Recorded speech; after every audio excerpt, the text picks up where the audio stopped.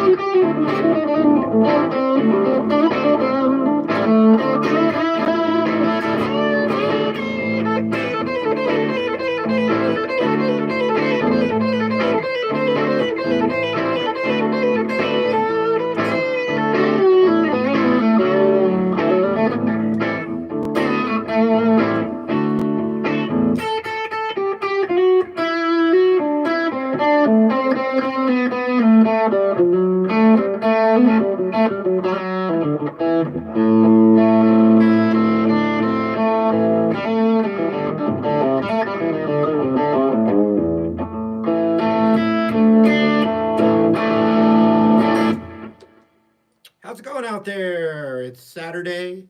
It's 1 o'clock Pacific time. Doing another live stream right now. And I can see your comments down here. I'm actually by myself here today, so I don't have any as much assistance. Although Matt, my friend and manager, is moderating these comments, but just from another place, so we're not together. But anyway, I'm gonna talk about some modal stuff here. And if you check the pinned comment down there, you'll see that I have a multi-hour course on the modes, and it's 50% off for just a couple more days, 2 more days. So if you've wanted to expand beyond the pentatonic scale, this is a great place to go for that. Now the modes, they're actually different functions of the major scale, and they're, depending on your perspective of them, they can actually be really easy to understand. I made a video last week about the Mixolydian mode, which is, when you play it, a lot of times you say, oh, it sounds like Grateful Dead, Jerry Garcia. So I'm going to do another one of those modes. This time we're going to talk about Dorian, which, if Mixolydian roughly sounds like Jerry Garcia, it's so much more than that. But when you just play through it over a major chord or a dominant 7 chord, it tends to sound like Fire on the Mountain and Scarlet Begonias and Franklin's Tower, Grateful Dead songs. So much more than that. But when you play Dorian over a minor chord, a lot of times people say that sounds like Santana, and it is true. He used it a lot. You can't just take any mode and play it over any chord progression. They're completely related. So a chord progression is coming from a key, so the notes that make up all those chords are the same notes that make up that scale or that mode of the scale. So what I like about Dorian, and it's one of the minor modes, and actually all the minor modes have the minor pentatonic underneath it. So I was playing a A minor 7. A lot of different ways you can play that chord. I'm playing this one. And then I'm going to a D7. Like I said, different ways to play that.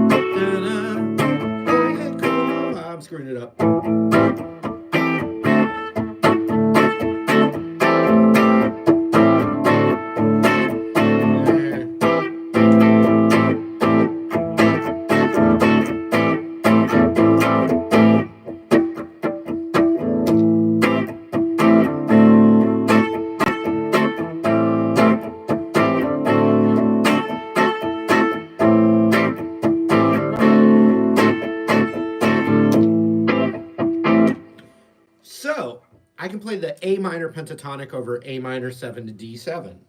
That would sound like this.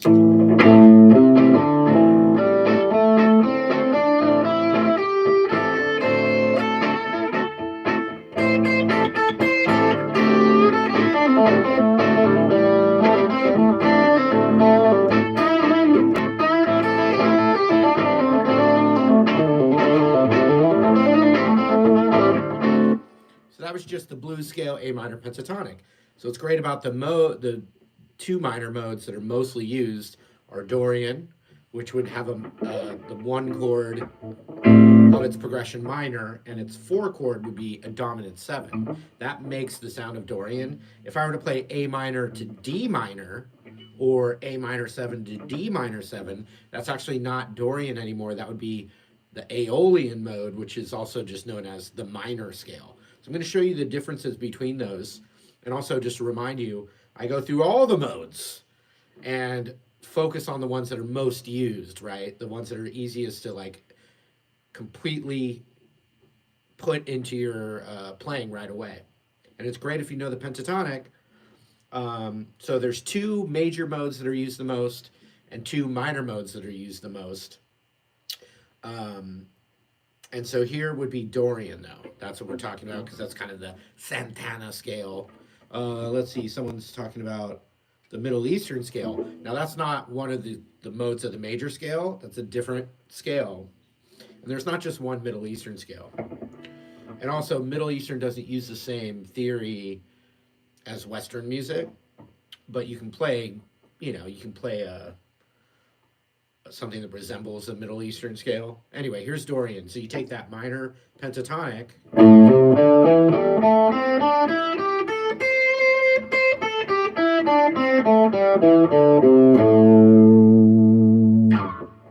and first thing you can do is just add the 7th fret on the high E and the 7th fret on the B. And you'll see that used even in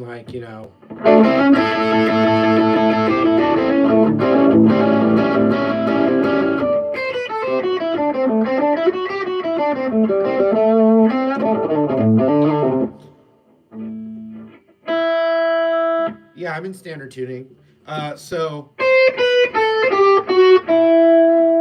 then just the rest of the minor pentatonic scale. You could actually also add, the blues note here, and you'd have this on 3 strings.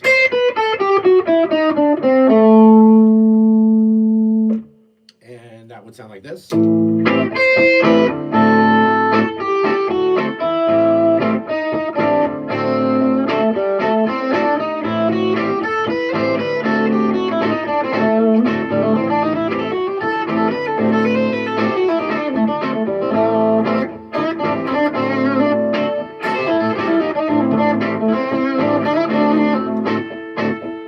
So you'll hear a thing like on the,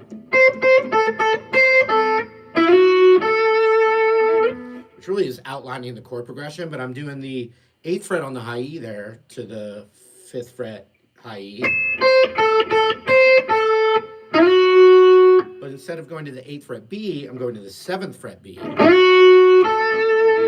Back to that root. And also you'd have this kind of thing where you're adding the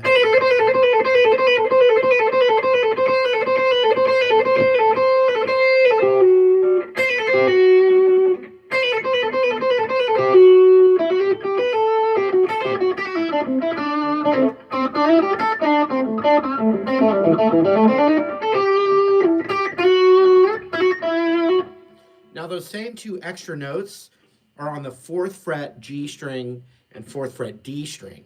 So you kind of have to experiment with different fingering for that. You can do,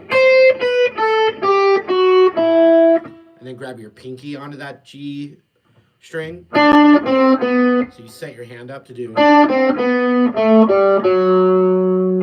then you're back to just 2 notes on the A string, and then finally 8, 7, 5 on the E again.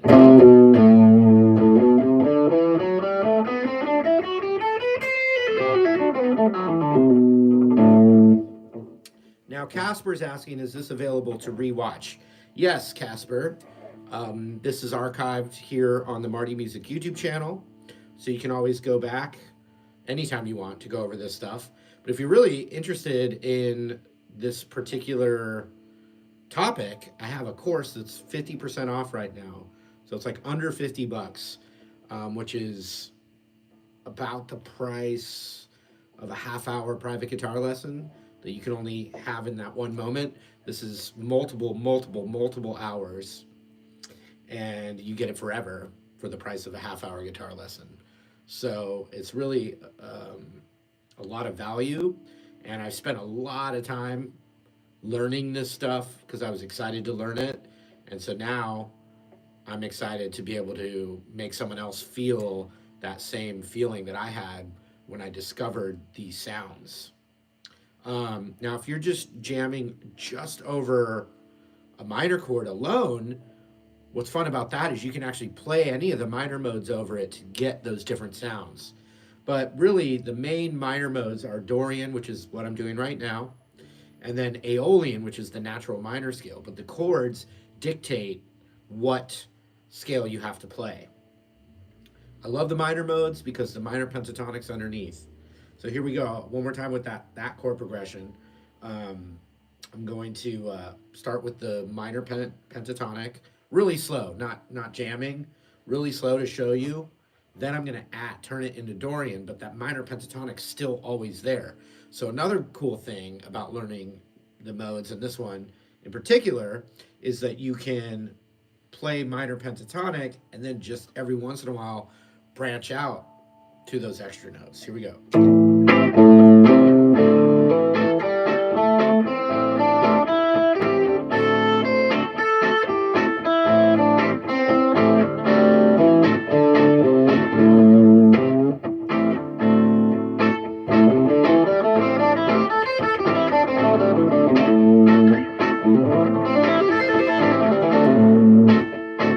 Real quick, that one I just did there. Be able to play it that fast because I don't. That time I didn't pick every single note. Bob Allman with the super chat. Thank you so much. Really kind of you. You just super chatted me $30. You know, I think like 18 or 19 more bucks. You could have bought the modes course. I appreciate you. Thank you so much, though. Thank you. Okay. So what I was going to say, though, there is that you can hammer on and pull off the notes like this.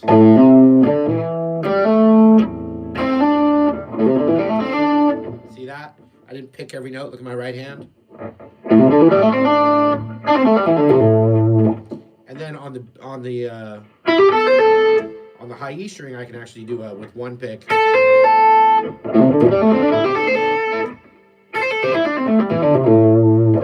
What's cool too is if you have the blues note, you have another note with the one pick like this.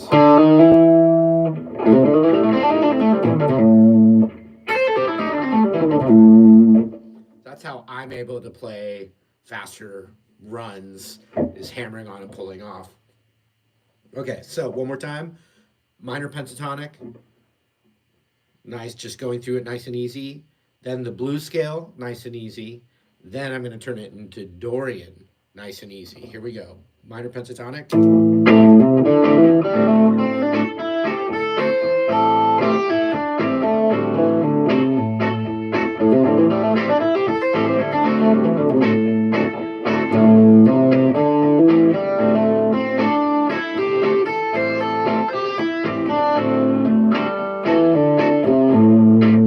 Now the blues scale.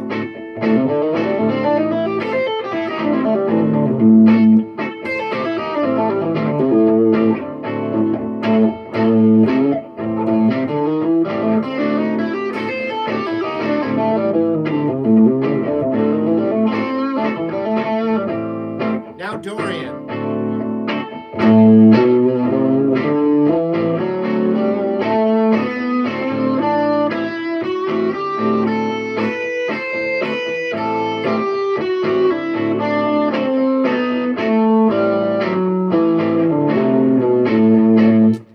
Now the final boss level is I'm going to do that Dorian, but I'm also going to add that blues note, which is a 6th fret A string and the 8th fret G string.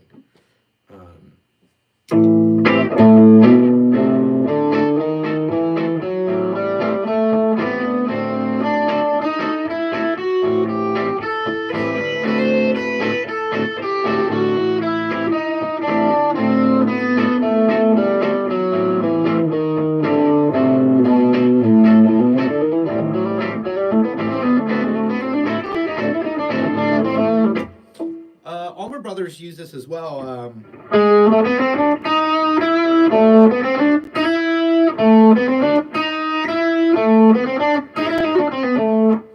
They're using, or Dickie Betts, he used that blues note, which is also on the 4th fret B string.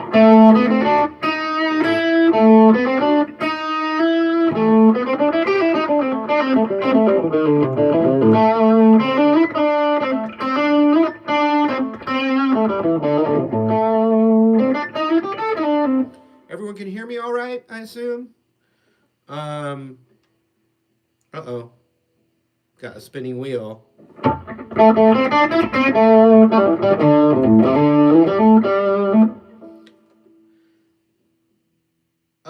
Let's see. It just looks like it froze there for a second. Let me know again that you can hear me.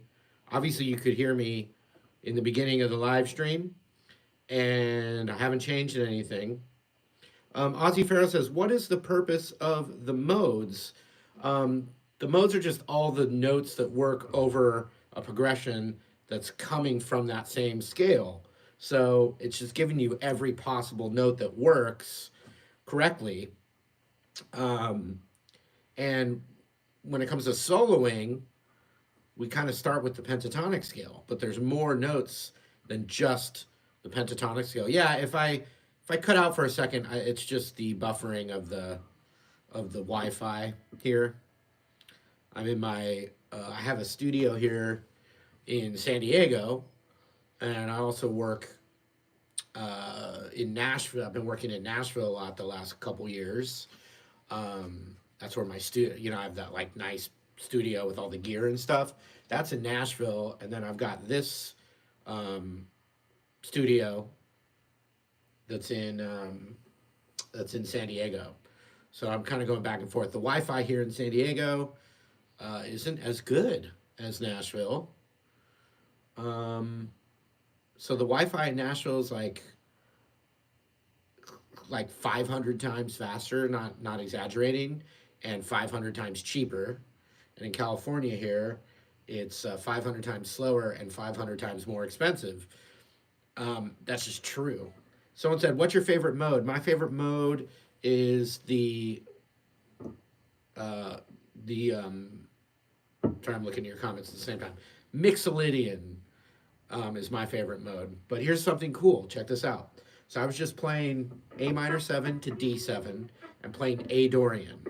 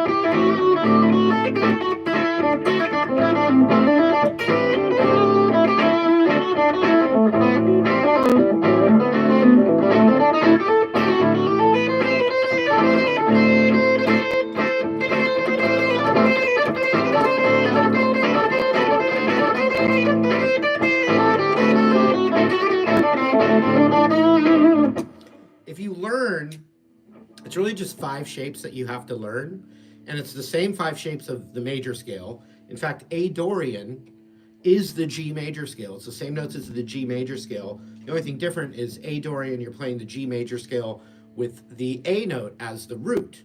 So here's the G major scale.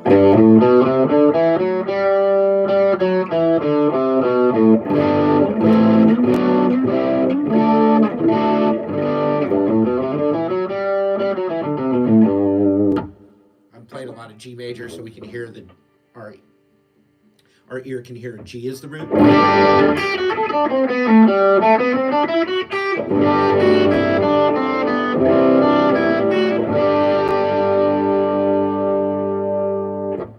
But if I play it over A minor and use the A note of that,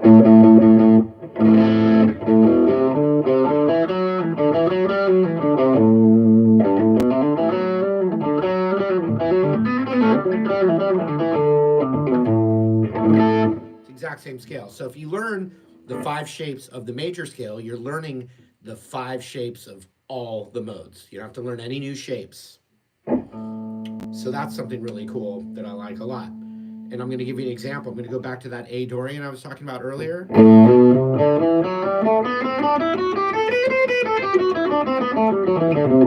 Remember, the progression was A minor 7 to D7. If I just took a progression and made it D7 or D major, and then used another chord from that pool of notes, C major, so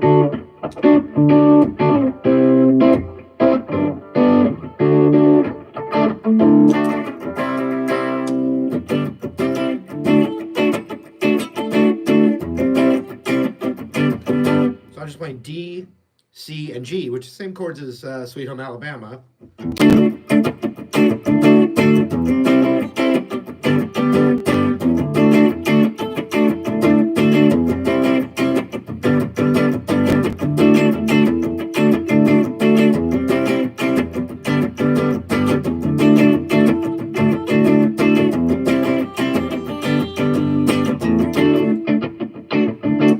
So now I'm playing not playing a minor progression, not playing any minor chords, but I can play that same shape we were working on earlier in this video. The only thing that's going to be different is the D note of it is going to be the root. So D Mixolydian and A Dorian are the same scale. Theoretically, you could have arguments about the semantics of it, but ultimately it's the same scale, it's the same notes. The only difference now is I've made D my tonal center, D is my root, instead of A and A minor. So I can play this real happy, more Grateful Dead kind of progression and play this exact same scale. But the only difference now is the D notes feel like home bass instead of the A notes. So that's 7th fret on the G and 5th fret on the A. And you'll hear now it sounds like a different sound. Let's see. Shall we try it? Let's go.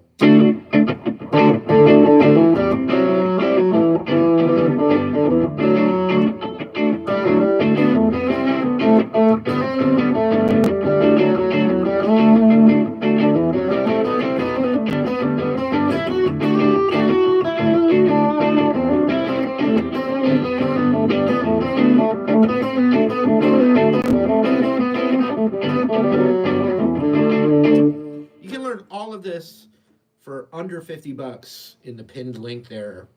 The modes masterclass I have at Marty Music on sale. It's the sale's running out soon. It's only 2 more days, and then that sale goes out, and I for hours show you all this stuff, the shapes, all the diagrams come with it. Every lesson's tablatured and transcribed, and I explain the explanation. I explain everything to it. So also real quick, Josh Norco gave me a super chat of $20, and I really, really appreciate that so much. Let's see, hearing all good from Australia. Thanks so much. Let's see, first time turning into live. I'm so grateful for you. I've been playing for about 2 years, and I've learned so much from you. Thank you so much, says One Tap Bro 3. Well, thank you so much, man. I really appreciate that. I've seen this comment a few times today about playing Thunderstruck with a pick. So slow, even after months of practice. When I try to play it by pulling off, it sounds horribly like I bend it. Let's see. I do it with the pull-offs, but let's see.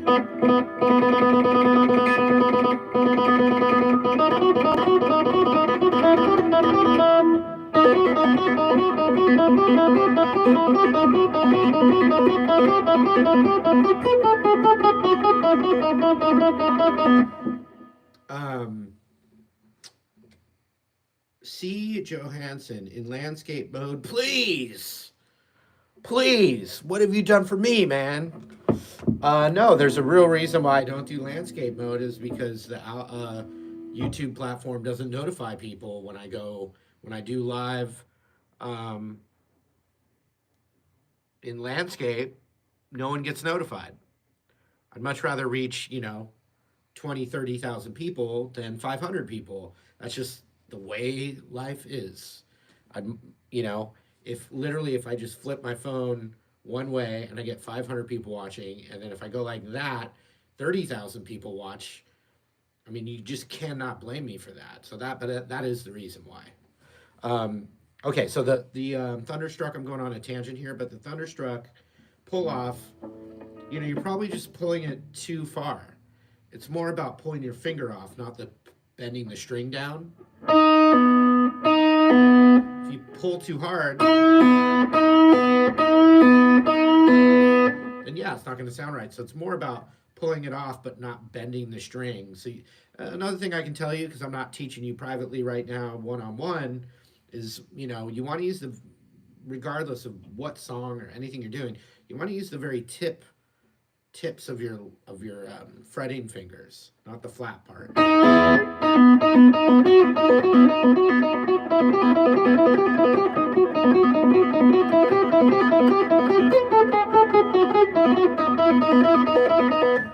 But doing things slow is the best way to get the mechanics and the sound. And then slowly speeding it up is the way to go. But one thing I would also say is, and this is also just part of the nature of the internet, YouTube, instant gratification, low attention span culture that we're moving towards. There's probably 100 other songs that you should learn of easier level of difficulty that you can scale properly, that by the time you got to Thunderstruck, it would be a lot easier and better. Do I have that list of songs? Not really, but I know that there's so many other steps you should take. If Thunderstruck isn't sounding good to you, there's so many other steps you should take that are at a lower level of difficulty. You really have to find the right level of a challenge for you, so then you can conquer it and get to that next level of challenge. There's a great meme where someone's, it's a staircase, like a cartoon, and their right foot is at the bottom ground and their left foot's trying to reach all the way to the 30 steps up, right? So let's say the bottom step is like Smoke on the Water on one string, 035, and then the top step is Thunderstruck perfectly, right? They're trying to go from that to that instead of Smoke on the Water the right way with power chords. 20 easy beginner songs with the basic open chords, pentatonic scale practice. It's like all these different things will get you there much quicker than you just trying to skip all the steps and go to the top step. So anyway, that's my philosophy for today. So Alexi saying, what's the overtone scale? The overtone scale is related more to the notes that make up a note. There's frequencies underneath the main frequency. So the amount of time I've spent studying the overtones and the overtone scale or whatever, the amount of time I've spent on that is almost none. And so I've accomplished my goals without ever having to think about that. When I was in a music major in college, there were times where we talked about it. Maybe go check out Rick Beato and see what he's talking about it. Unless you mean the whole tone scale, which you really don't need to use much either for classic rock and blues and stuff like that. Greg Levinson, thanks for the super chat. I really appreciate it. Okay, so real quick, let me go back to the modes here.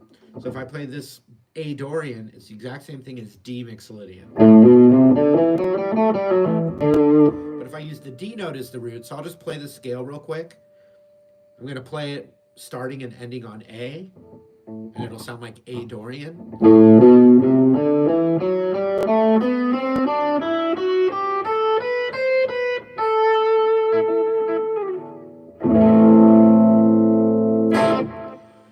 But if I play that same thing and I start and end it on the D note, it's D Mixolydian.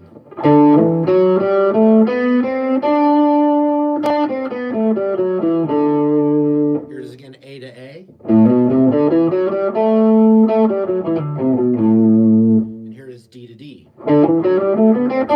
If I do it G to G, it's the G major scale.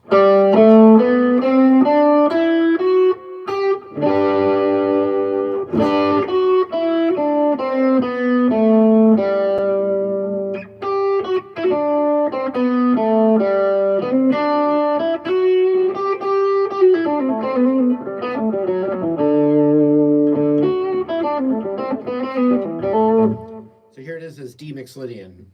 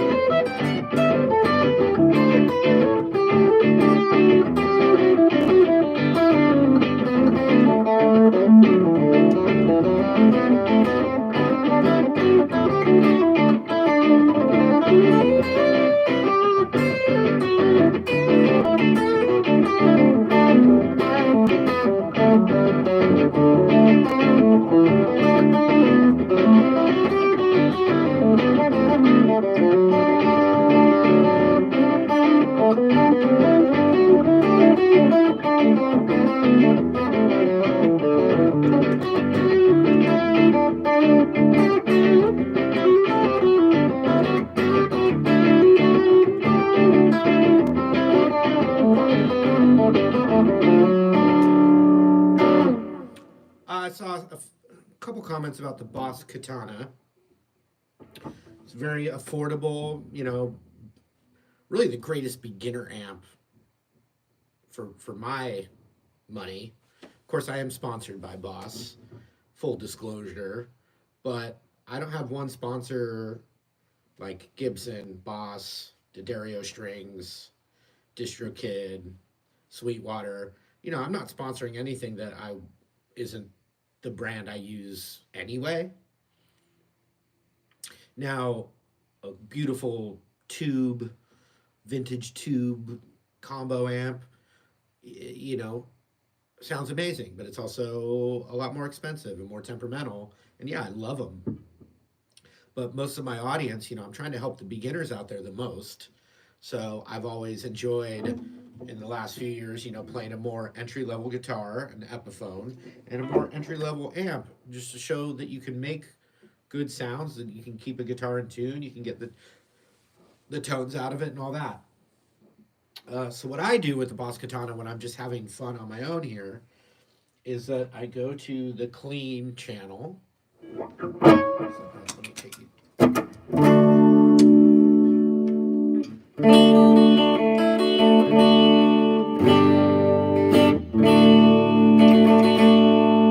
So I go for just a nice, clean sound out of the amp. It does have all the effects built in. I make patches for it for different songs and stuff, which is super fun because you don't have to buy pedals. But for my own, just Marty playing, not teaching or playing a cover or teaching a song, I go to the clean channel on the American setting. So that would be on the variation button. If you hit the variation button and it's a red light, that's the British. Turn it where there's no light, that's the American. If I'm pretty sure. And then I go gain less than halfway up. Or about halfway up. Volume, about 3/4 of the way up. Bass, middle, and treble, I just go right in the middle. And if I'm playing a brighter guitar, like a single coil style Strat or Telecaster that's a lot brighter sounding than a humbucker guitar like a 335 or Les Paul, I'll just turn the treble down a little bit for less brightness, turn it up a little bit for more brightness.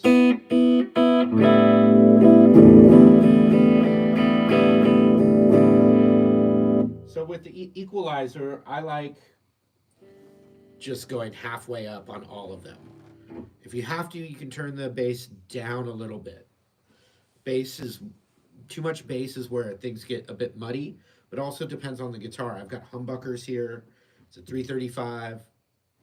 Okay, so then on the effects, unless I'm using a patch or using my computer to find different effects, I have all of that turned all the way off. Um, the reverb, I have the green light. You know, you got green light, red light, orange light. I think the G3's got an extra one in there. Anyway, I'm doing the green light, which is just like an amp reverb. And that's just up about 15% up.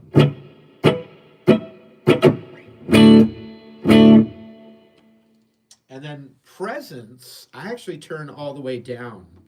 I got that from Phil X. I actually just produced and directed a Phil X masterclass. It's not out yet. So don't look for it. It's not out.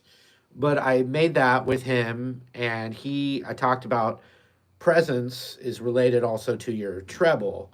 So if your presence is cranked up, you're going to want to turn your treble down, and vice versa. So I've been experimenting with the presence just being all the way down. And then from there, you've got your master volume, which is just your final volume in your chain. And that's going to be based on how loud you want to be in the room and stuff. Gain is where you get that overdrive. But so that's what I do because I use a looper and I want clean tones. Then I've got my own, there's no more of them left.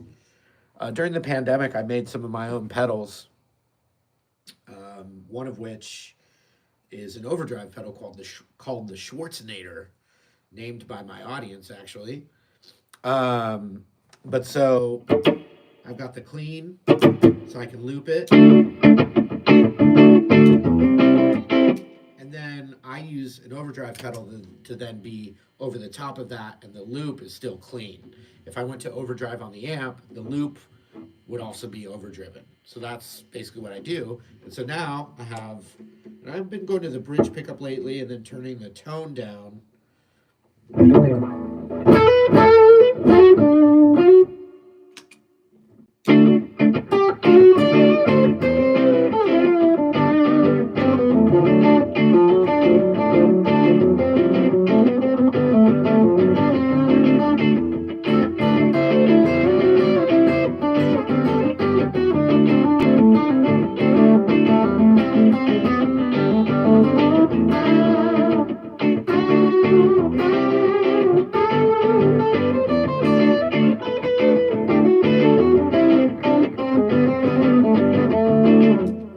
Okay, so something that I show in that modes course that's 50% off for just a little bit longer.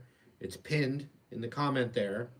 But there's so many different things you can do. You can do sequences, like going descending down the scale in groups of 4, like starting 4 down from this one, 4 down from this one, 4 down from this one, and you start to create your own licks that way, like this. 1, 2, 3, 4. 1, 2, 3, 4. 1, 2, 3, 4.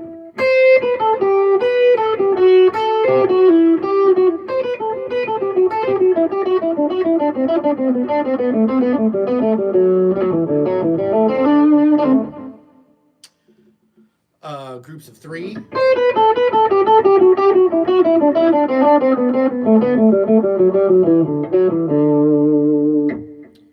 So that's another thing. Let's see.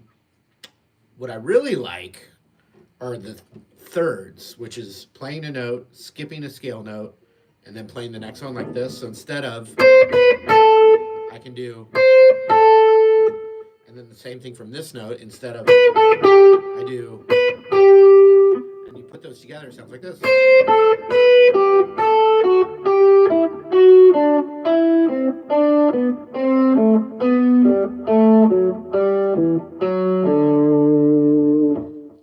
Then you can start to master those, and you can get creative and do the thirds, but reverse them. One time this, and the next one.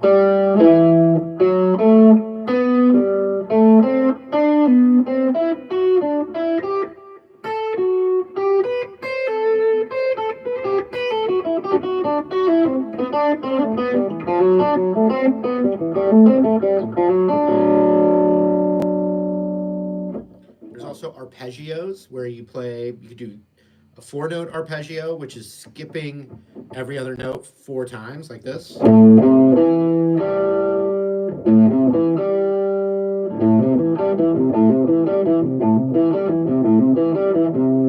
then the same thing for the next note.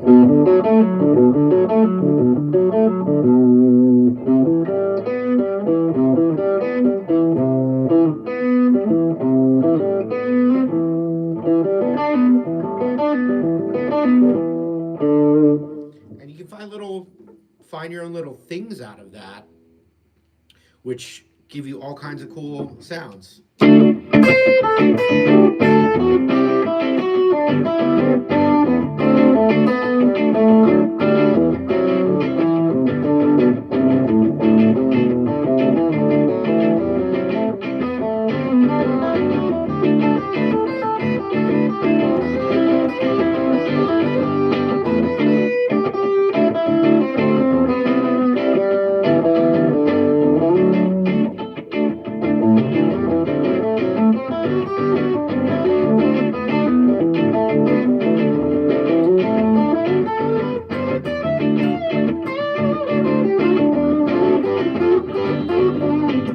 now that I'm in thinking of it as D Mixolydian, it's a major mode. It's for a D dominant sevens, like the root chord of it. I could play the D major pentatonic and then add notes of D Mixolydian. So kind of like the same theory or same concept as earlier with Dorian, but now I'm doing it. It's all the same notes, but I'm thinking D major pentatonic and adding the half steps to make it D Mixolydian. That would be this kind of approach. I saw someone mention Fish, the band Fish.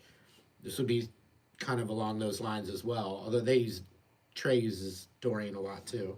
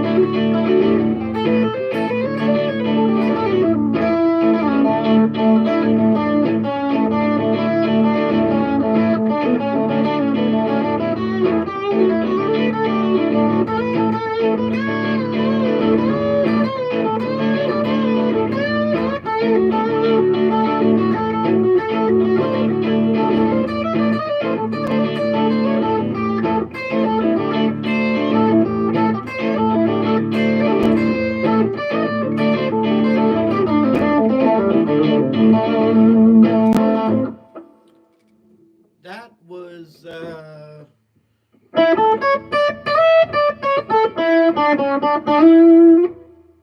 there's no Mixolydian notes in there. It's just an A major with the sus4 arpeggio. But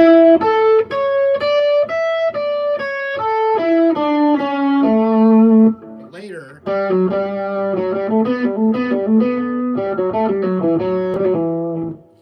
yeah, I just switched keys there for that. I just felt like playing that one. Just felt like playing the Allman Brothers for fun. Okay. Any important questions while we're here? Oh yeah, 70 Swald or 7 Oswald 7. Is the Aaron Paulson collab real? It is real. It is real. I was in. I don't know if everyone knows Aaron Paulson, but I am old enough to be his dad, which is actually really fun to. I guess he's Gen Z and I'm Gen X.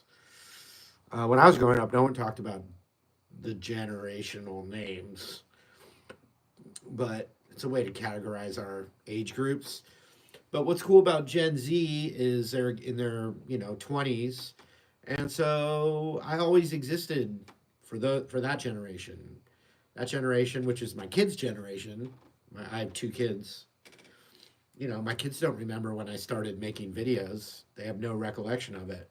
So I've always done that to them for a job. And so the Gen Z generation that's now getting old enough to get out there and do things on their own and become adults. Now I'm getting to meet them, whereas before they were like little kids in there with their families, and I had no circumstances to be running into that generation or being out and about, out in public, and not meeting that generation. So now that I am, it's really fun to collab and get together with a group that has their own perception of how I fit into their life. Like Aaron Paulson, who does a lot of comedy videos, and he's mostly a drummer. He's actually a really good drummer. He plays guitar. I mean, he just learned guitar from my videos as a little kid. He didn't learn drums from me because I can't play drums very well. But I don't know. I think he reached out. Actually, originally he came here on a live stream and just did a little shout out on the live stream, and then we got in touch, and so we did 4 videos, just four videos together just a few days ago, less than a week ago. It was like 4 days ago. We made 4 different clips. We made 2 videos for my channel, 2 videos for his channel. I think I had a great time with him. He was super nice, really funny, really talented drummer, really good guitar player too, really nice guy. And so we had a lot of fun, and I was going to say, if they do, if those videos do well, then we'll do more. But actually, even if the videos don't do well, I'll still do more stuff with him. And I just did an event yesterday at the Gibson Garage in Nashville where people could come up and jam with me and a band. And I always put a rhythm section together, and it's usually friends of mine. And yesterday was no different, and I'm not looking to do a lot of gigging and performing. The other thing people don't know, nor do I care that they know or not, but I had played in a lot of bands and a lot of gigs before YouTube, before the internet. I've played thousands of live gigs before YouTube existed. And when I first started making YouTube videos, I was still gigging pretty much full time in a few different bands. I've done original bands, that wrote their own music. I've done a lot of cover bands, whether it's a nightclub band, a bar band, function band like weddings and and private parties. I've done that. I've played lots of covers. I've played lots of originals. I've played with horn sections. I've played with female singers. I've played in blues bands. I've toured. I toured in bands. I worked as a sideman before. I played as a sideman, which is what mean the term of sideman is like a hired gun, a hired guitar player to just do a role. You get paid a fee and you do the job. I've done session work. And throughout all that,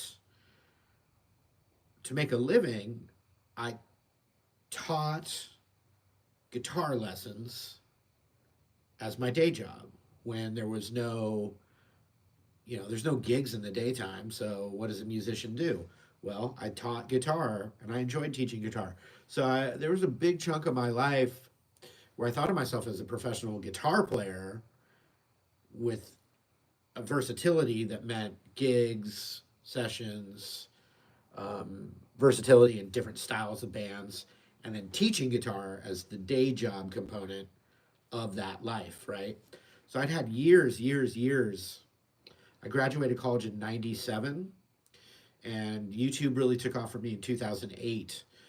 I was playing full time bands by like 94, though. So we're looking at, let's just call it 15 years of full time performing, teaching guitar before YouTube happened for me. So I don't have like a younger person that starts on YouTube. I've noticed, not naming names, and it's not even a derogatory thing, but some of them got big and noticed on YouTube first and then had the desire to transition or to like then do gigs because they got known on YouTube and then now they want to play gigs and stuff. I'd played thousands of gigs before YouTube. So it's not, I don't have as much of a itch to scratch because YouTube is so treated or influencing or whatever this career has paid me back so much and it's been so rewarding that um I only have so much time in the day to do things. So why not help millions of people achieve their guitar dreams, whether they're just a hobbyist or there's a lot of them that have gone on to become professionals. Um, the fact that I've been able to make an impact and help people. Um, Plus, I'd already played so many gigs and toured and everything. In fact, I think it was like 2005. A musician friend of mine, I lived in San Diego for forever, long time. A musician that I played a lot with who lived in LA, who's a bass player, he called me one day around 2004, 2005, and he said, "Hey, Marty, I just got hired to put this band together to open for Aerosmith." And I was like, "Okay, yeah, sure you did." And he's like, "No, man, it's really going to happen." I said, "All right, just give me the details." Meaning, like, I'll believe it when I'm on the plane. When I'm actually on stage, I'll believe it. Because a lot of those things kind of like you get calls like that and they never end up really happening. I've had quite a few of those, but this time it ended up being real, and I got hired to play in a band for a female vocalist who had just won.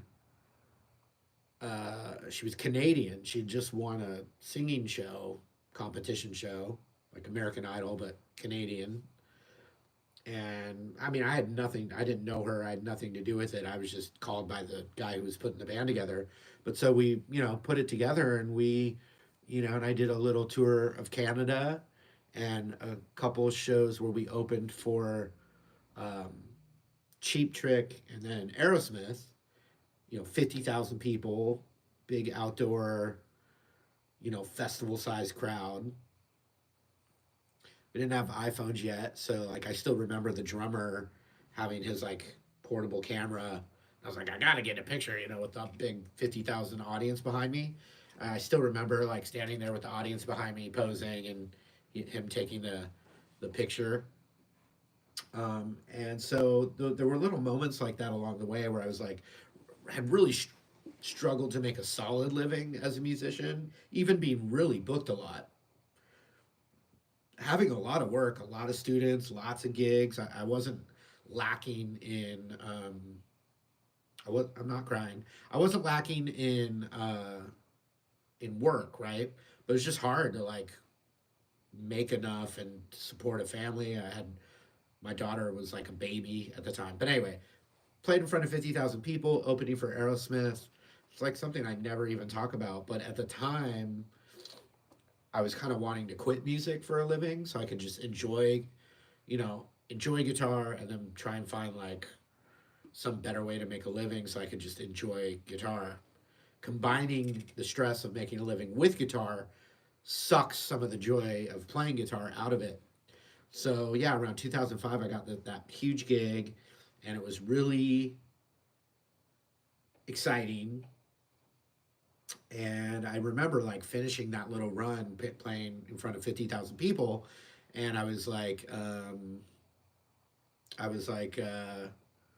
all right, well at least I can say I finally did that, because when you're like 18, 19 years old learning guitar, laying in bed, like daydreaming or dreaming about what you wish you could do someday. Of course, like thinking about playing or going to a show. I saw Guns N' Roses like in '91 when I was still in high school, and it was at the big sports arena. And I just remember like when you're that young, you're just it's all this like great fantasy. The whole world's ahead of you. So I remember like being at concerts like that, going, "Whoa, what would it be like to play in front of that many people and like do that?" And so by 2005, I did get to do some of that. And so I had told myself, well, at least I did that. And I have the picture to prove it. So if I never do music again, at least I, accomplished something. So I don't feel like I, wasted a time or wasted part of my life. I don't know. Once I go a half hour here on these live streams and I cover a topic, it's pretty much my goal. I've said this before, but basically, I pick a topic. If I have a course on sale, like right now, my modes class, check it out. Well, what would it be down there? Pinned in the comments there, the comment section. Modes 50% off for a couple more days. So it's under $50. It's like, I mean, it's probably like 7 hours long. I don't remember how long it is, but it's many, many, many, many hours, all transcribed. I will teach you how to use all the modes. Um, and there were comments here in the live stream of people who have the course already who had helped them. So that's awesome. Appreciate you guys so much. Um, so that's for sale. But what basically, I pick a topic, every Saturday, 1 o'clock Pacific time. Pick a topic. Sometimes it's related to like something going on, like the modes course for sale. So I do a little modes TED Talk seminar or whatever here live stream, and I try and really show something like it was like a clinic or something. If I was with you guys live, I talk about the topic. I show some concepts of it, and then once I'm about 30, 35 minutes into the live stream, I don't really feel any more pressure to satisfy anything because you guys can just turn it off if you want. And so then from there, if I feel like bearing my soul, pouring my heart out, or not, or just turning it off, then I do that. If someone's like so obnoxious in the comments, then there's been a few times where I've regretted that I let it get to me. I'm pretty good at it not getting to me, but every once in a while, maybe something in my personal life is affecting that, and so I get pissed. I know last week was tough because I was sick. I'm mostly better now. So I was sick and there were technical difficulties, so I was very grumpy. Apologize for that. All right, let me look at some comments here and then we're going to wrap up. Kane says, any advice for when you're playing, get stuck in a rut, like skills are there but can't escape the box you're in, and doing covers just gets boring? Work on the things that you need to improve on. It can be challenging to it's not hard to go, well, I'm not, my right hand picking could be better, or, I don't really know arpeggios, or I don't know every shape of the pentatonic scale as well as I could. You have to actually like kind of like face, it's like almost like facing your fears, but ultimately you have to just pick something that needs improvement. Everyone should be able to know something that needs improvement, and you work on that, and you set tiny goals, tiny achievable goals that you then can stack. Once again, don't reach for that highest step from the bottom step. Reach for the next step, then the next step, then the next step. And next thing you know, you're at that top step much quicker and more feasibly than trying to just reach that top step. So you have to actually face your own, acknowledge that something that you need to get better at. Uh, Hey Marty, would you say learning to play guitar by playing songs at first is okay? Absolutely, it's okay. I just read Alex Van Halen's book called Brothers. I recommend it. It's his version of the start of Van Halen, and well, their life story leading up to Van Halen to the end of the David Lee Roth era. And Eddie Van Halen really never took a guitar lesson. He was a creative person. They were also immigrants who didn't speak English, so they stuck together, and their dad was a musician, so there was music around. But Eddie learned tunes. The first things that Eddie Van Halen did were learn. He learned some Clapton solos. He learned whatever the classic rock on the radio was at the time. He just, with his ear and a guitar, a cheap guitar, he with his ear learned songs and solos with no theory, right? But he was a creative person. He was also clearly gifted with the special thing that not everyone has. Who did I just see that really has a special thing? Oh yeah, the only Bay is a 10-year-old kid that just jammed at my Gibson garage yesterday. The only Bay. His name's Bay from New York. Little guy, 10 years old. He has just a special thing. You don't need. I did not have that special thing. I worked really hard. I'm sure I'm on some spectrum of natural ability, but definitely not like what the only Bay has, or Grace Bowers, or Joe Bonamassa had as a little kid that Joe Bonamassa still has. Um, but you can find your own strengths. Um, I don't even know where I was going with that. Oh yeah, learning songs. So Eddie Van Halen learned songs and solos with his ear on the radio, but then was special, natural, gifted, music in his DNA, and from that took those little techniques and song ideas and used them as his own ideas, and became Eddie Van Halen. So learning songs is awesome. Um, and every individual learns a little different. Every individual has different strengths and weaknesses. So embrace your strengths and weaknesses. Um, it's easier for me now than when I was younger. When I was younger, I was always comparing myself to everyone, trying to be better than them. But now, as an older guy, like I've gone up and sat in and jammed with Guthrie Trapp and his trio, and he's like next level insanely good guitar player. And instead of me worrying about the fact that he's better than me, instead I just incorporated my strengths and weaknesses to complement it, and I think I did just fine. Um, and I also can say if I can sit in with the Guthrie Trap trio, then I can sit in with anyone. Doesn't mean I'm as good as Guthrie. It just means that if I can contribute something musical that complements the situation, that's really what's important. And also, 99% of an audience doesn't actually want to hear you shred as good as the most insane shredders. It's really true. Which brings me back to Van Halen. Listen to any Van Halen record, but let's just say go through the first 3 or 4 Van Halen records. Those guitar solos are short. They're really short. They're like little pieces. He's not sitting there wanking for like 3 minutes, right? And then when you see them play that, or did see them play that song live, the solo was still short. It actually made a bigger impact that way. And then he would also have his moment to do the 3 minute solo on stage by himself with the eruption and the tapping and the volume thing and all that stuff. So he would have his moment, just be like, all right, I'm going to show you what I can do right now for 3 minutes.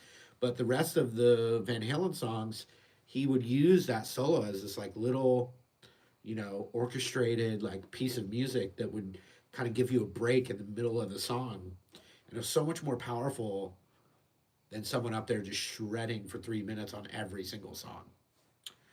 Okay. A 13-year-old, Grayson Forney. 13, about to collaborate with a music studio to produce an album. What are your thoughts? Well, at 13, just try and learn as much as you can from the experience. If you're really into music and you want to do music as a career or do music for the rest of your life, if you're only 13, this is ultimately going to be a really important educational experience. And making mistakes are actually the best lessons. So, really just soak up every little thing you learn, whether it's learning about the song engineering or how a guitar part's recorded, or collaborating with a producer or collaborating with the other musicians. Every single thing right now at your age should be learning. Take every experience and mentally compartmentalize it. What are you getting from this? And honestly, mistakes, still, me at 50 years old, some of my painful mistakes have been like the greatest thing to happen because of the lessons from them. And only now, as an older middle-aged man, can I reflect now and be appreciative of some of the really difficult times I've been through. I mean, I've been through a couple of really difficult times that I'm, haven't talked about. I've been doing these YouTube videos, had this career with the fedora and everything for 17 years. And there's been some really difficult times through that 17 years, most of which are just like stories that no one knows about. And I learned a lot from them. Okay. Single most important advice for blues soloing. Leaving space. Leaving space. Here's what I mean by that.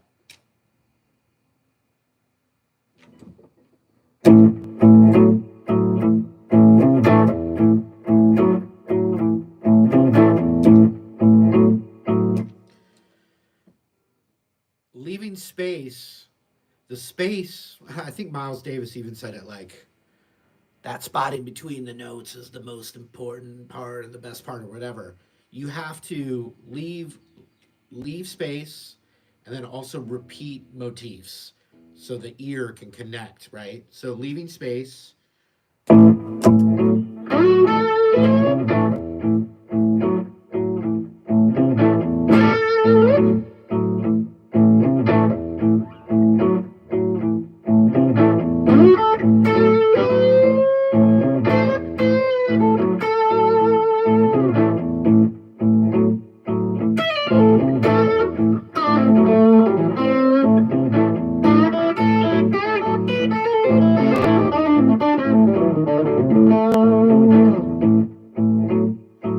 And then the repeating licks like.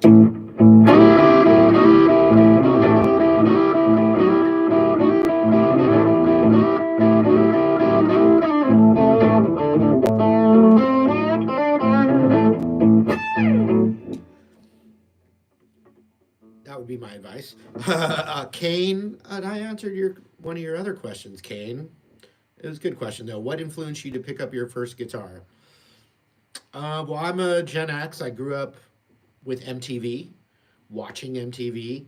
I was saying like an Uber driver on the way to the airport or something, but I was like, I think it was maybe eighth grade for me. Every day for like 3 or 4 months, every single day after school, getting home from school, put on MTV. It was like a video countdown. Paradise City was number one video every single day for 4 months. So like I grew up watching music and being influenced by the pop culture of music, um, which got me a guitar when I was 13, but the lessons were bad. And so that made me think that it was actually me that was bad, but it was just a bad teacher. So then, about 5 years later, a couple of my friends later in high school were getting pretty good at guitar. Brett Papa's one of them, actually. He played guitar before me, and Brett Papa and I grew up together. For anyone that doesn't know, Brett Papa and I rode the bus together in middle school, and he was already ripping guitar back then, and I was not a guitar player. But so I had some friends that got good at guitar. I started messing around with a harmonica, and that led me to help, kind of got my foot in the door to jam with some of my guitar player friends instead of just listening on harmonica. And then through that, I had some of my friends show me a couple of chords, and I was like, oh, that's not as hard as I thought or remember. And then from there to today, I've basically never put a guitar down and just kept learning tiny little things. Never thought I was going to be a professional musician. Didn't go to college originally to do music, nothing like that. It just took over my life over the last 30 years. How many years of practice before you started getting really good? I was really ambitious, really into it. I started playing later, so there's something about my brain was maybe a little more developed as far as skill, having learning skills or something. But I'd say about 2 years in, I was playing in bands and I could play a guitar solo and all that stuff. Uh, I had joined this original band that I ended up touring with in about 1999. And I remember telling people I'd only been playing for 5 years and they couldn't believe it. But now I've been playing 30 years, and so it doesn't matter. And it was that first spike of growth was the best. Then you start to plateau once you get like all the fundamentals down, and your improvement slows way down. But the first 5 years of my guitar skills, like grabbed a guitar, it was almost a straight up level, and then started to even out. Uh, When's the collab with Aaron Paulson? Oh, that's cool. Someone else asked. Um, it's coming. They were shot. Since not a lot of you are watching right now, do you want me to spoil? Let me know. Do you want me to spoil some of the Aaron Paulson stuff? Because I will, because this is just a live stream that no one will, not many people are watching. You want me to? Okay, cool, because you can give me feedback and what you think.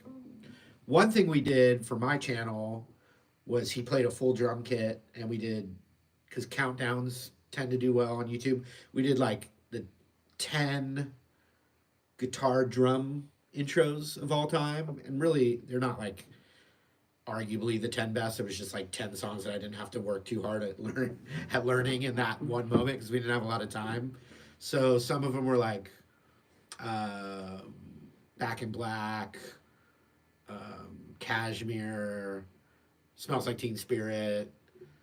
So that was like a not a funny video. That was just like us really playing, and he's a great drummer. So that was one of them. That's not the funny stuff, but it was great. Really stoked on that. What other songs did we do? Uh, those are the ones that came to mind.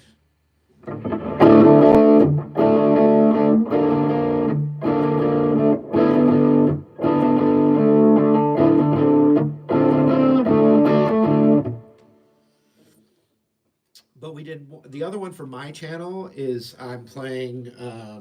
It looks like it's a guitar lesson, and I'm going.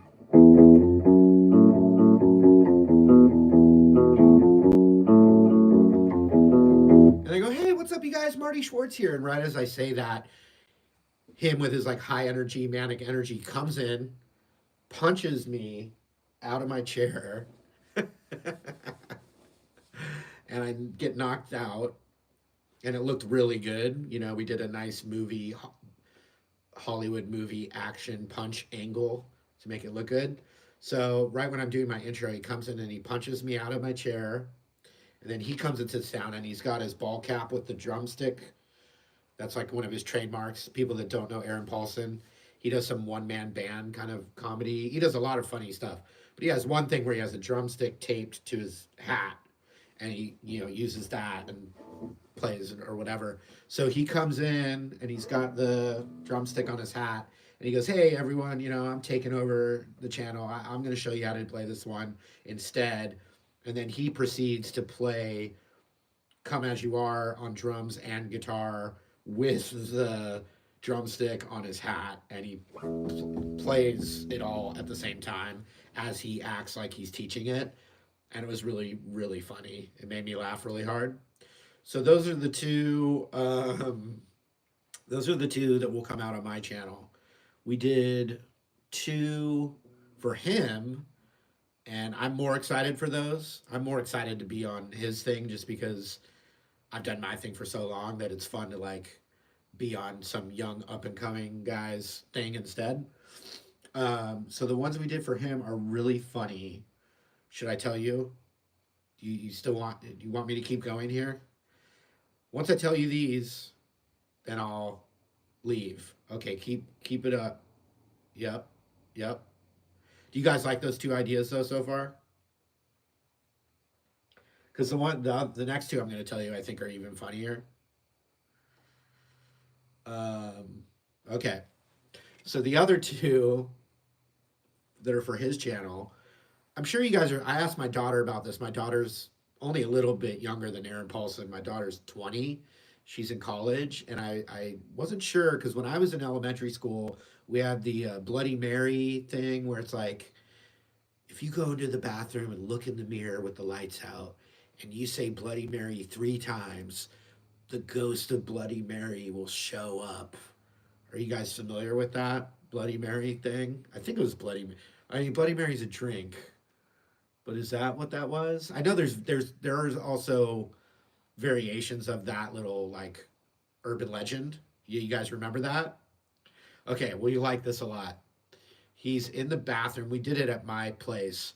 So he's in one of my bathrooms at my house and the lights are out and he says he's got a acoustic guitar with a capo on the second fret. I helped with the ideas, but I was like, yeah, you got to put the capo on the second fret on the acoustic. And he said, like rumor is if you play Wonderball 3 times in the dark in the mirror, something crazy will happen. And then he starts to he starts to play it, and then my manager Matt was down below where you couldn't see him, and he had his hand on the light switch, and so he plays it, and the camera angle changes, and as soon as the light comes on, and I'm like standing like right behind him in the mirror, and I go, "Hey, what's up, you guys? Marty Schwartz here," and he like looks at me and goes, "Ah!" and then it cuts. So what do you guys think of that? I think it's really funny. You guys like that? Yeah, yeah. Okay, cool. I thought that was great. Not sure when that'll come out because that's going to be on his thing. But be sure if you guys don't know Aaron Paulson, go ahead and follow him. I think he's bigger on like Instagram and TikTok and that kind of thing. But he's on all of them like everybody. Aaron Paulson, AaronPaulson, I think. Okay, the last one that we did, I contributed even more to that one. So I have a brown lazy dude sweatshirt with the brown hood. So it's like a brown sweatshirt, brown hooded sweatshirt with the zipper open. So he's going to shoot something at his place where he says into the camera, he's going to be like,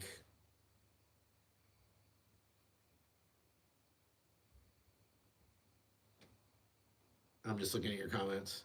It's fine. I don't mind spoiling it because this is a small little thing.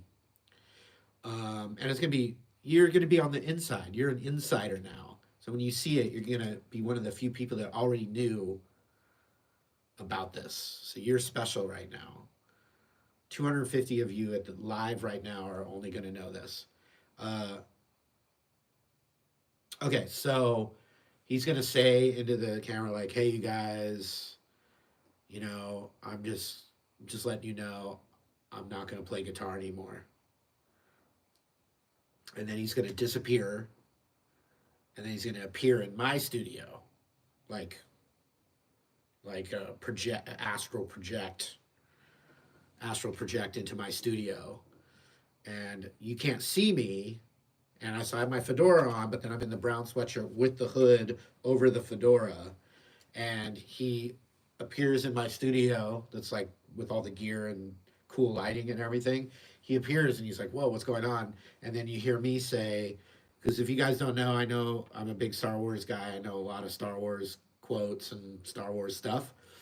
So he astral projects into my, and this is gonna be a short, quick little skit, but he astral projects into my studio, and you hear me, you don't see me, and I go, "Hello there," like Obi-Wan Kenobi, and then the camera's gonna pan to me, and I have the hood on, and I like take the hood off like I'm the Jedi Master, and I mean it's gonna be edited, but I assume he's gonna be like, "Whoa, Marty Schwartz," and I'm gonna say, uh, "The guitar player you are seeking is already inside you, Aaron."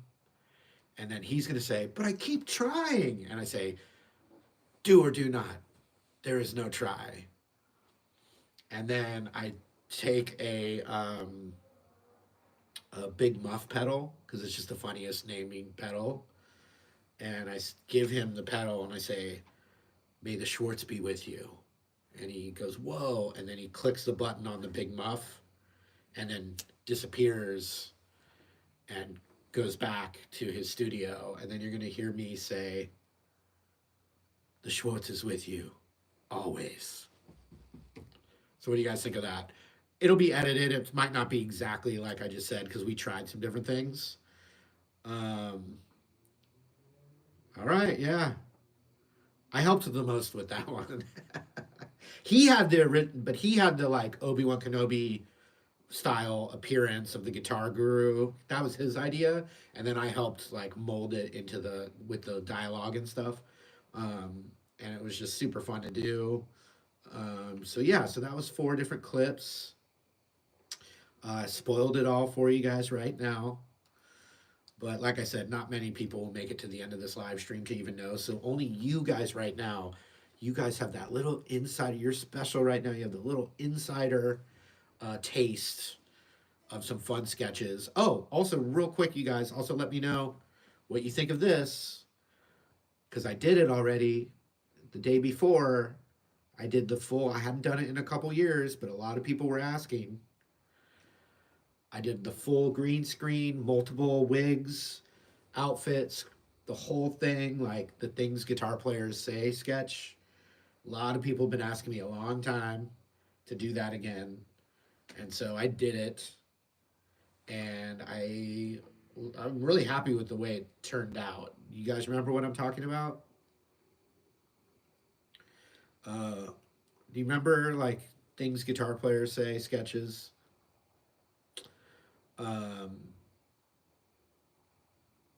so let me think about the characters I did. I definitely did the black ponytail wig and the like black Dickies short sleeve Dickies button up shirt, and I look like kind of like a sound guy or just like angry older guitar player that like doesn't like current music. And so I did a bunch of as that guy, like really angry. Like I don't even remember the lines, but it was like, if it doesn't have a 4-minute guitar solo, is it even music? Like stuff like that. I definitely did like the blues dad with the like pink collared shirt and like sunglasses on the little you know little string holders or whatever, like sunglasses hanging down, the pink collared shirt, glasses, and like the really bad like dad toupee kind of thing. And it's just a lot of like jokes about an older dude that doesn't play very well but has like a really expensive guitar collection. Um, and that there were some really funny ones in there. Those are the two I remember. Uh, yeah. Anyway, that's all. Those are the two I remember the most. It's been a busy few days. Let's see. All right, Veronica Hernerder. Wait, Hernader. Shout out. Mert Katirishi Guglu. Eric Coffey doing a Clapton masterclass. Yeah, I am working on that. The Clapton, inspired by Clapton, though, it's going to be like licks because he doesn't really have any like signature rhythm or chords that I can really put together. So it's going to have to be like going through his different eras, like his like Yardbirds blues era, um, his more like 80s journeyman thing, which John Mayer kind of did with his sob rock, and then maybe like a little acoustic blues kind of thing. I'm gonna go through some different eras. I am working on that. Let's see, 2CHX. I mean, lessons available online. Yeah. Bobby Dino, Social Concepts, Josh Narco, Peace and Love. I was so bummed. Ringo was all over Nashville last week when I was around, and I was just thought it was so cool that he was just right near me. But I didn't see him or anything, but just knowing he was around was really cool. Chris, what advice you give a beginner that aspires to play like Slash or Ace Frehley? Take the right steps in the right direction. Don't try and learn all the hard stuff first. Learn all the just go for like some playlists of like easy rock songs. Learn 100 of the easiest classic rock songs first, and learn the first shape of the minor pentatonic scale. GNP Toast. Did I miss you talking about modes? Yes. I spent about 40 minutes talking about the modes. You can watch this back. Um, Tommy Emmanuel. I'd love to have him on. I can't play like that. Uh, 2CHX. You can go to martymusic.com. Ozzy Losborn. Want to jam in Nashville. It's only a 3-hour drive for me. Well, if you follow me on Instagram specifically, I just did an event at the Gibson Garage yesterday where people could come up and jam with me and a band. And a lot of people did. Lots of people came and jammed with me. So if you follow me on Instagram, you can see when I notify, put the dates out for that. It's usually about every 6 weeks. Um, let's see. Ozzy Farrell is one of my oldest viewers. I mean, has been watching me the longest. Uh, when am I in London? Hopefully in the next year at the Gibson Garage in London. I'm going to do hopefully one of my normal events, but at the Gibson Garage in London. Maybe I'll do 2 days there. Um, Janos Balas, thank you. Uh, Veronica, my name is Santiago and love playing songs like blues. Play something. Kirk, death metal. I'm not good at death metal. Greg Levinson, thank you so much. Habibi Kamer, first being new to guitar. If you're really, really a beginner, you want to learn a bunch of easy single string riffs. Like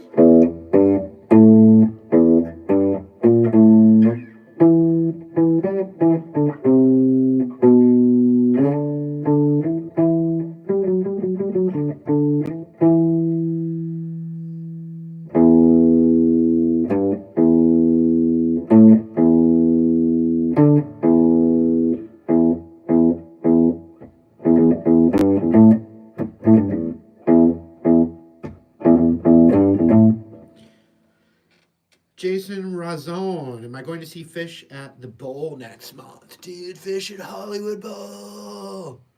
I don't think so, but I saw Fish at the Hollywood Bowl before, and it was awesome. I enjoyed it a lot. But I don't think I'm going to that this recent one. Great session, says Elaine Fillion. Thank you. Kathy G, thanks for always being so supportive.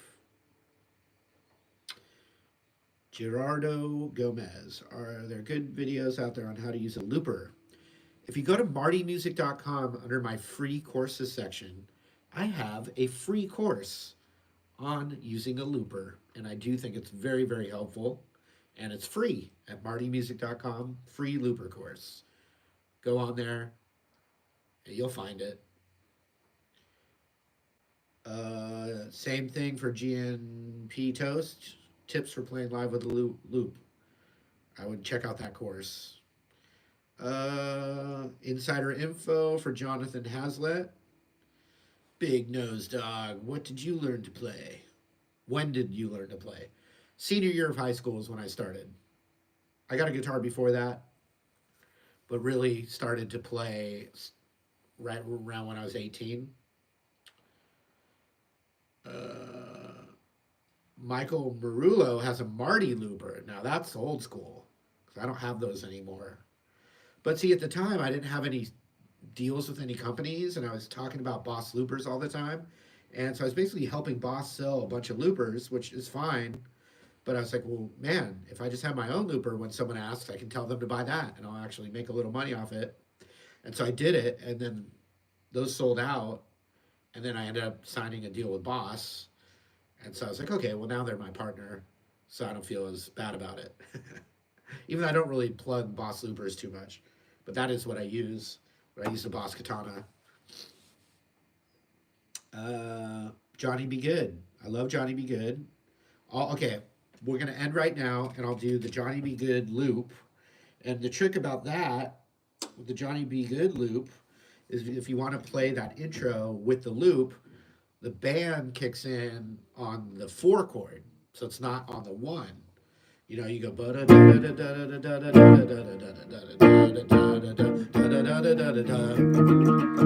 then it's on the 4. So I'm going to do the loop, but start on that chord and go all the way through. And then once I'm about to get to that part again is when I click the end of the loop. A loop is exactly that. It's one continuous thing. So if I think in my head, still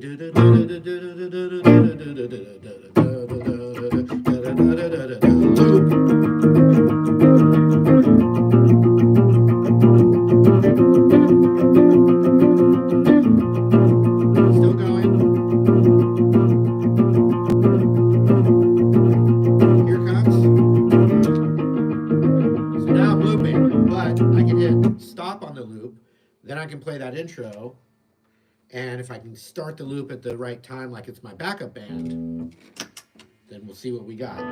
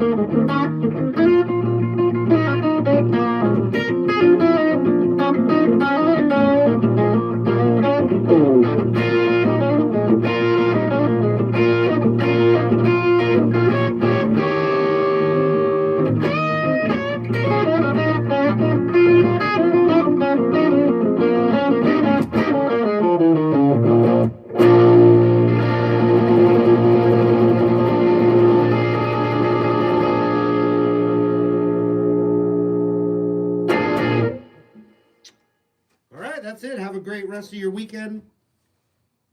Appreciate your support, continued support 17 years later or 1 year later. Also, real quick, only a couple days left on that modes masterclass. It's pinned right there, 50% off, under $50. Learn all the modes. I think it's a pretty good deal, I gotta say. So, thanks again, and have a good one. We'll see you hopefully next Saturday at 1 o'clock. Oh, Pacific time. I've been sitting a long time. Oh, yeah. Do do do do do do do do do do do do do do do do do do do.